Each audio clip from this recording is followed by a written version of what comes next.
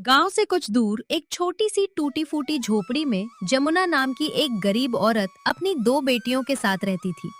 पति की मौत को कई साल बीत चुके थे।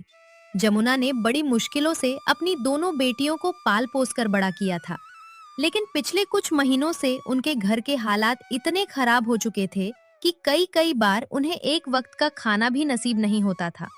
उस दिन भी सुबह से घर में चूल्हा नहीं जला था। माँ, मुझे बहुत जोर से भूख लगी है। कल दोपहर को जो थोड़ा सा खाना बचा था, वही हमने तीनों ने खाया था।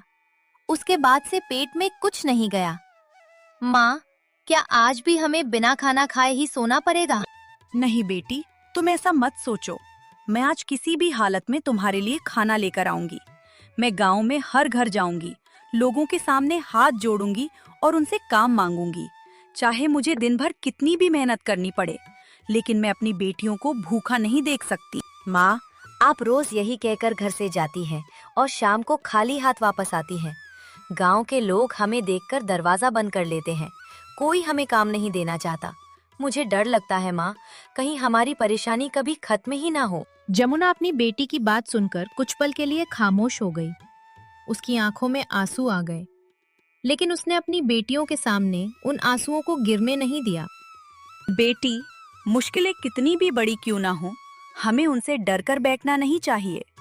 तुम्हारे पिता ने मुझे एक बात सिखाई थी, जब तक इंसान मेहनत करना नहीं छोड़ता, तब तक उसकी उम्मीद जिंदा रहती है। आज मैं आखिरी बार पूरे गांव में काम मांगने जाऊंगी। जमुना अपनी पुरानी साड़ी का पल्लू ठीक करके घर से निकल पड़ी। उसके पैरों में चप्पल तक ठीक नहीं थी, लेकिन अपनी बेटियों के लिए उसके कदमों में अभी भी हिम्मत थी। सबसे पहले वो गांव के बड़े किसान ठाकुरदास के घर पहुंची। ठाकुर जी, अगर आपके खेतों में कोई काम हो तो मुझे दे दीजिए। मैं खेत साफ कर दूंगी, अनाज छांट दूंगी, घर का काम कर दूंगी। मुझे मजदूरी भी कम दे दीजिएगा, लेकिन इतना जरूर दे दीजिए कि मेरी दोनों बेटियों का पेट भर सके। जमुना, तुम बार बार मेरे घर क्यों चली आती हो? मैंने तुम्हें पहले भी कहा था कि मेरे यहाँ तुम्हारे लिए कोई काम नहीं है। गांव में और भी बहुत लोग हैं जिन्हें काम चाहिए। मैं हर किसी को काम थोड़ी दे सकता हूँ। ठाकुर जी, मैं समझती हूँ कि आप हर किसी की मदद नहीं कर सकते, लेकिन मेरी हालत पर एक बार दया कर लीजिए। मेरी बच्चियाँ 2 दिनों से ठीक से खाना नहीं खा पाई हैं। मैं आपके खेत में सुबह से रात तक काम करूंगी। मुझे तुम्हारी परेशानी से कोई मतलब नहीं है, और वैसे भी तुम्हारे परिवार के बारे में गांव में जो बातें होती हैं, उनके बाद मैं तुम्हें अपने घर का काम नहीं दे सकता। अब तुम यहाँ से चली जाओ। जमुना ने कुछ नहीं कहा। उसने बस अपनी आंखों में आए आंसुओं को पोंछा और वहां से आगे बढ़ गई। वो एक के बाद एक कई घरों में गई, लेकिन हर जगह उसे वही जवाब मिला। किसी ने दरवाजा बंद कर लिया, किसी ने उसे अपमानित किया और किसी ने उसके बीते हुए कल का हवाला देकर काम देने से साफ इनकार कर दिया। आखिरकार दोपहर होते होते जमुना गांव के आखिरी घर तक पहुंच गई। वहां एक बूढ़ी औरत अकेली रहती थी। माई, मैं जमुना हूँ। अगर आपके घर में कोई काम हो तो मुझे दे दीजिए। मैं आपके घर की सफाई कर दूंगी, पानी भर दूंगी, खाना बना दूंगी। मुझे बस इतनी मजदूरी दे दीजिए कि मैं अपनी बेटियों के लिए आज कुछ खाना ले जा सकूं। बेटी, मेरे घर में तो खुद खाने को कुछ नहीं है। मैं तुम्हें काम तो नहीं दे सकती, लेकिन तुम्हें खाली हाथ भी नहीं भेजूंगी। बूढ़ी औरत अंदर गई और थोड़ी देर बाद अपने हाथ में कुछ सूखे चावल लेकर बाहर आई। मेरे पास बस इतने ही चावल बचे हैं, इन्हें अपनी बच्चियों के लिए ले जा।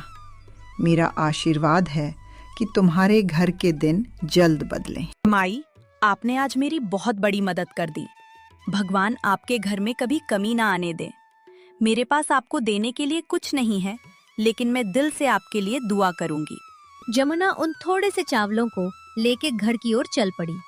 उसके चेहरे पर पहली बार थोड़ी राहत दिखाई दे रही थी, लेकिन उसे क्या पता था कि उसी दिन उसके जीवन में ऐसा राज खुलने वाला है जिसकी वजह से पूरे गांव की कहानी बदलने वाली थी। घर पहुंचते ही पायल दौड़कर माँ के पास आई। माँ, आप आ गई। क्या आपको काम मिल गया? मैं सुबह से आपका इंतजार कर रही थी। मुझे बहुत भूख लगी है। काम तो नहीं मिला बेटी, लेकिन देखो, भगवान ने हमारे लिए थोड़े से चावल भेजे हैं। आज हम तीनों इन्हीं से खाना बना लेंगे। माँ, आप हमेशा कहती है कि भगवान हमारी मदद करेंगे। शायद सच में भगवान हमारी मदद कर रहे हैं। लेकिन माँ, मैं चाहती हूँ कि एक दिन हमारे पास इतना खाना हो कि हमें किसी के सामने हाथ ना फैलाना पड़े। वो दिन जरूर आएगा बेटी, बस तुम दोनों हिम्मत मत हारना। जमुना ने चावल धोकर चूल्हे पर रख दिए। थोड़ी देर बाद झोपड़ी में चावल की खुशबू फैलने लगी। तीनों माँ बेटियां कई दिनों बाद पेट भरकर खाना खाने वाली थीं। लेकिन तभी झोपड़ी के बाहर किसी ने जोर से आवाज लगाई। जमुना, बाहर निकलो। माँ, कौन है? तुम दोनों अंदर ही रहना, मैं देखती हूँ। तो जमुना, आखिर तुमने मेरी बात मानने से इनकार कर ही दिया। साहूकार जी, मैंने आपका क्या बिगाड़ा है? मैं तो किसी का हक नहीं छीनती। अगर मैंने आपका कोई पैसा देना है तो मुझे थोड़ा समय दे दीजिए। समय? मैं तुम्हें पिछले 3 साल से समय दे रहा हूँ। अब मेरे पैसे वापस चाहिए, और अगर पैसे नहीं हैं तो तुम्हें वो जमीन मेरे नाम करनी होगी।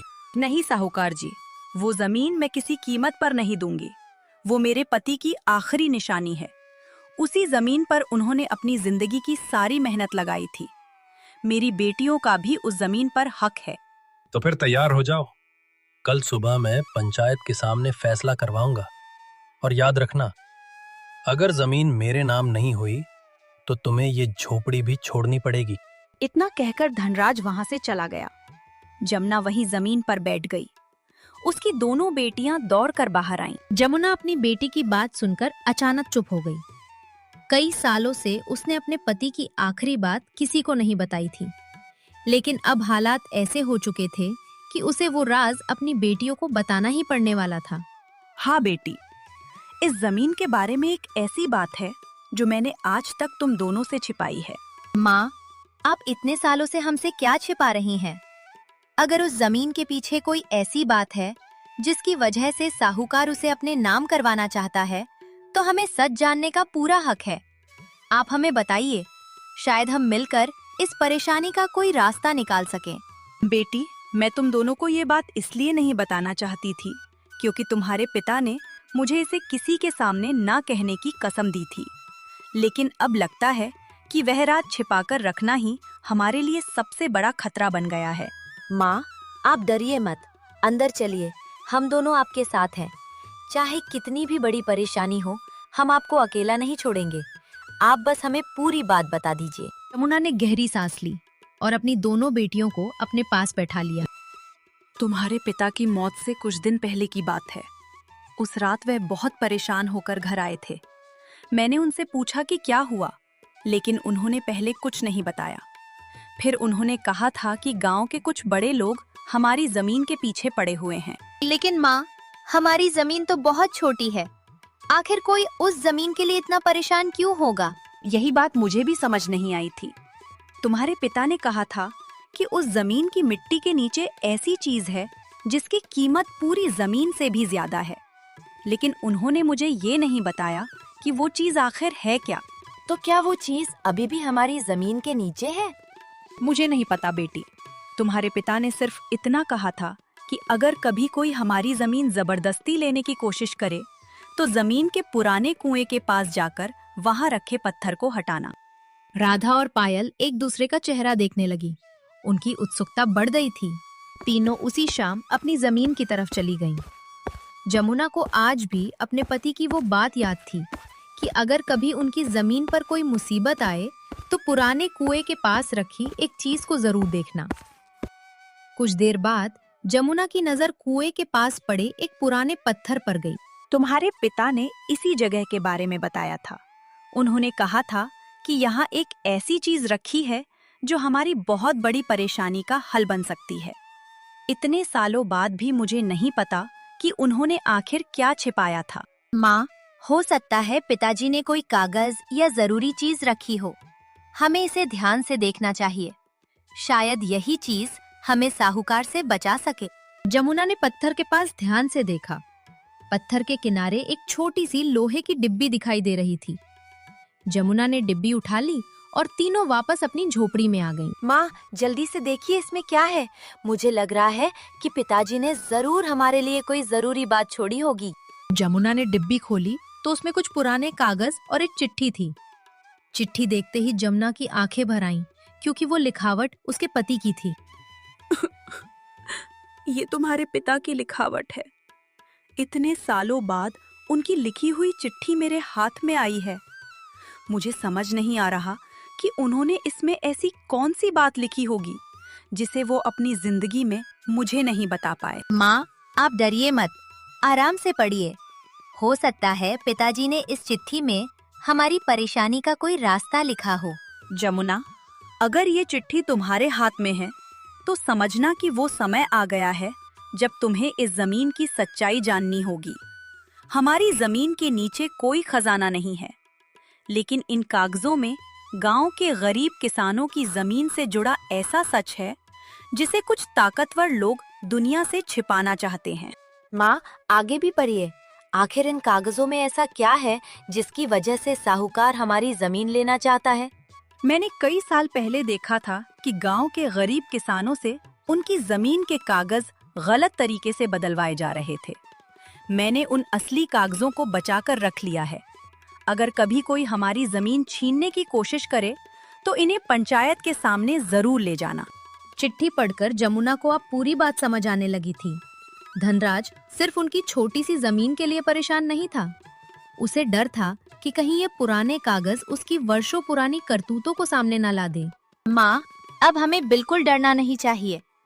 अगर हमारे पास सच का सबूत है तो हमें उसे पंचायत के सामने रखना चाहिए। इतने सालों तक लोगों ने हमारे परिवार को गलत समझा है। अब सच्चाई सबके सामने आनी चाहिए। हाँ बेटी, अब मैं पीछे नहीं हटूंगी। तुम्हारे पिता ने जाते जाते जो जिम्मेदारी मुझे दी थी उसे मैं अब पूरा करूंगी। कल पंचायत में सबके सामने ये कागज रखूंगी। अगली सुबह गांव के चौक पर पंचायत बैठी। धनराज पहले से वहां मौजूद था। उसे पूरा विश्वास था कि आज जमुना की जमीन उसके नाम हो जाएगी। जमुना अपनी दोनों बेटियों के साथ पंचायत में पहुंची। जमुना, अच्छा हुआ तुम समय पर आ गई। मैंने पंचायत को सब बता दिया है। तुमने मुझसे पैसे उधार लिए थे और इतने साल बीत जाने के बाद भी उन्हें वापस नहीं किया। इसलिए अब तुम्हारी जमीन मेरे नाम होनी चाहिए। साहूकार जी, आपने पंचायत को सिर्फ अपनी बात बताई है। आज मैं भी सबको पूरी सच्चाई बताऊंगी। मेरे पास ऐसे कागज हैं जो साबित करते हैं कि ये जमीन सिर्फ मेरी नहीं बल्कि मेरे परिवार का हक है। और इन्हीं कागजों से आपके पुराने कामों की सच्चाई भी सामने आ सकती है। तुम्हारे पास मेरे खिलाफ क्या सबूत है? तुम एक गरीब औरत हो। क्या तुम सोचती हो कि पंचायत तुम्हारी बात पर भरोसा कर लेगी? गरीब होना मेरी कमजोरी हो सकती है, लेकिन झूठ बोलना मेरी आदत नहीं है।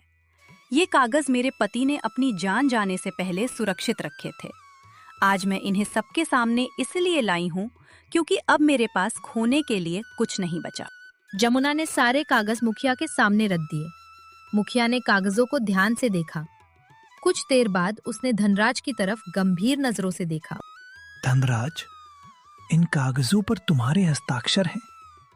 यहाँ कई गरीब किसानों की जमीन का हिसाब लिखा हुआ है। अगर ये कागज सही हैं, तो बहुत बड़ा अन्याय हुआ है। धनराज, इन कागजों पर तुम्हारे हस्ताक्षर हैं। यहाँ कई गरीब किसानों की जमीन का हिसाब लिखा हुआ है। अगर ये कागज सही हैं, तो बहुत बड़ा अन्याय हुआ है। मुखिया जी, आप इन पुराने कागजों पर भरोसा मत कीजिए। कोई भी आदमी ऐसे कागज बनाकर किसी को भी फंसा सकता है।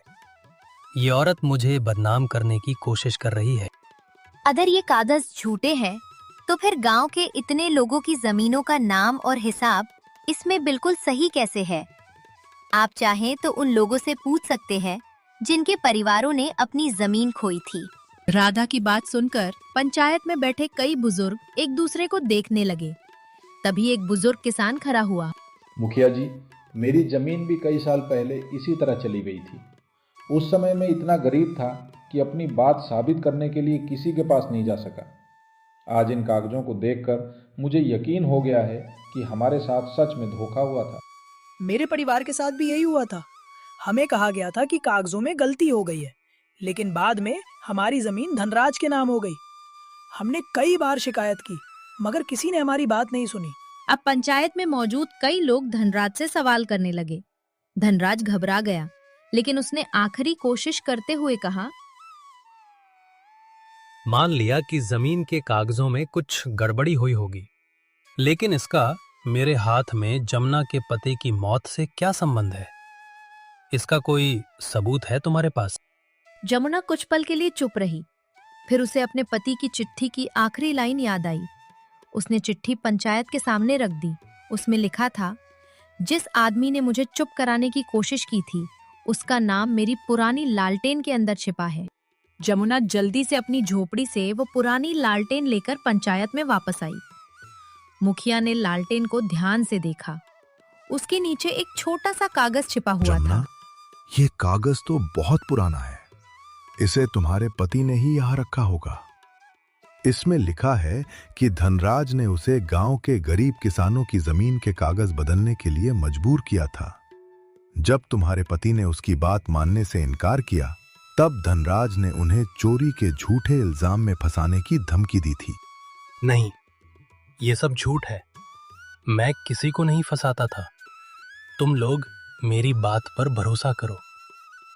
अगर आप निर्दोष हैं तो इन कागजों से इतना डर क्यों रहे हैं?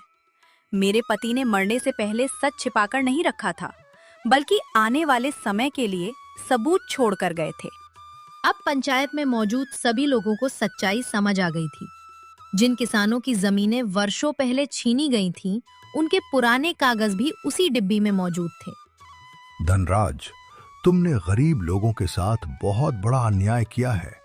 अब इन कागजों की जांच होगी और जिन लोगों की जमीन छीनी गई है, उन्हें उनका हक वापस मिलेगा।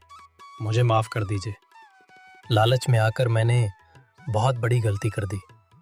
जमुना, तुम्हारे पति ने सच में कोई चोरी नहीं की थी। मैंने ही उन्हें बदनाम किया था। माँ, आज पिताजी पर लगा झूठा इल्जाम खत्म हो गया। अब कोई उन्हें चोर नहीं कहेगा। हाँ बेटी, तुम्हारे पिता भले ही हमारे साथ नहीं हैं, लेकिन आज उनका सच हमारे सामने जीत गया है।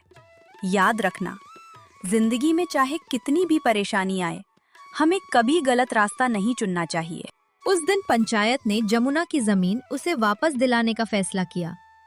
गांव वालों ने भी अपने किए पर उससे माफी मांगी। जमुना और उसकी दोनों बेटियों की जिंदगी धीरे धीरे बदलने लगी। अब उन्हें किसी के सामने हाथ फैलाने की जरूरत नहीं थी। इस कहानी से हमें यही सीख मिलती है कि सच्चाई को चाहे कितने भी साल दबाकर रखा जाए, एक दिन वो जरूर सामने आती है। इसलिए मुश्किल समय में भी इंसान को ईमानदारी और हिम्मत का साथ नहीं छोड़ना चाहिए। हेलो दोस्तों, मैं उम्मीद करती हूँ कि आपको ये कहानी बहुत अच्छी लगी होगी। यदि ये कहानी अच्छी लगी तो वीडियो को लाइक करें, साथ ही चैनल को सब्सक्राइब करें। बेल आइकन के नोटिफिकेशन को ऑल पर जरूर कर दें। इससे हर वीडियो की नोटिफिकेशन आप तक पहुंच जाएगी। आप मेरी कहानी को जल्द देख पाएंगे। तो मिलते हैं नेक्स्ट वीडियो में। Thanks for watching. Bye bye.